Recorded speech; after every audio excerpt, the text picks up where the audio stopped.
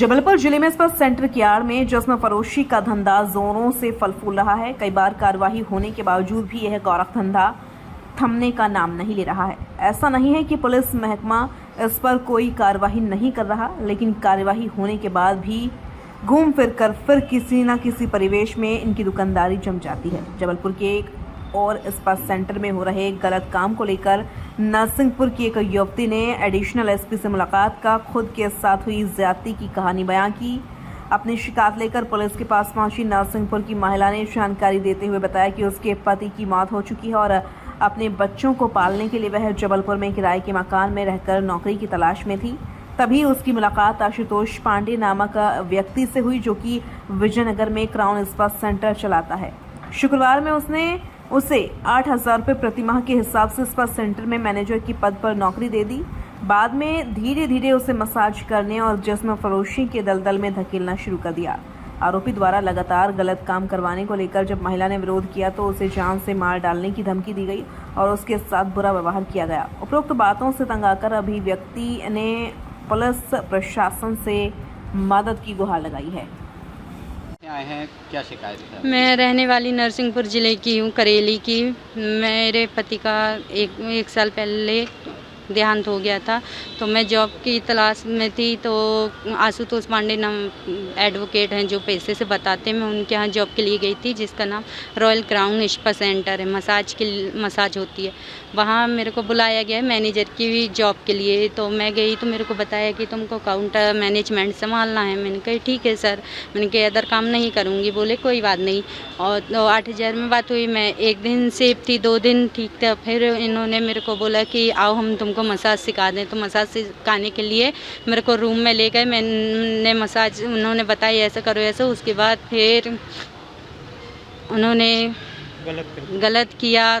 1 बार हो गया, 2 बार हो गया, 3 बार गलत किया है, 4 बार गलत किया। और उसके बाद अपने दोस्त इनके दिल्ली से आए थे, उनके साथ भी गलत किया। ऐसे ऐसे करके उन्होंने मेरे को इस दलदल में ढकेल दिया। जब मैं इस दलदल चली गई तो उसके बाद मैंने फिर से बोला सर ये गलत है, कब मेरा बच्चों के लिए कर रही थी, अब नहीं कर पाऊंगी। तो फिर धमकियां देने लगे, बहुत गंदी गंदी गालियां दी।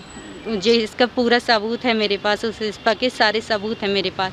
उसके बाद ये मेरे को गाली देने लगा, काम से भी निकाल दिया। काम से निकलने के बाद भी ये मेरे को और भी स्टाफ के सामने बोलता है, अरे मैंने उसको अच्छा अनासभ्यता में गाली गलौज करके भगाया हूँ, ऐसा है वैसा है। मेरे को ना बहुत मेंटली डिस्टर्ब किया है। आज आप कहाँ? आज मैं एसपी ऑफिस आई थी, सर से मिली हूँ, दी हूँ जानकारी। अब देखो आगे क्या होती है। अगर आगे कोई कार्रवाई नहीं होती है, मेरे हस्बैंड नहीं है, मेरे माँ बाप हैं, जिसको मेरे पिता को दिखता नहीं और मेरे बेटे को कैंसर है।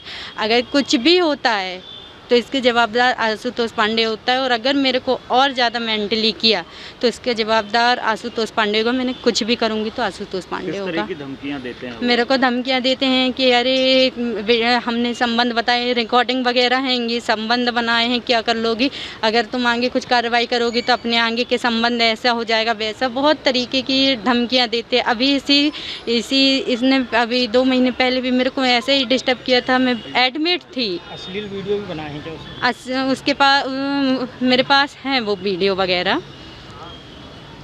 कहाँ पे है ये इसका center? Royal Crown Bharat gas agency, Ekta Chowk, Vijaynagar, Bharat gas agency के ऊपर रॉयल क्राउन, जो कि वहाँ पे मसाज सेंटर के नाम पे दहन शोषण होता है।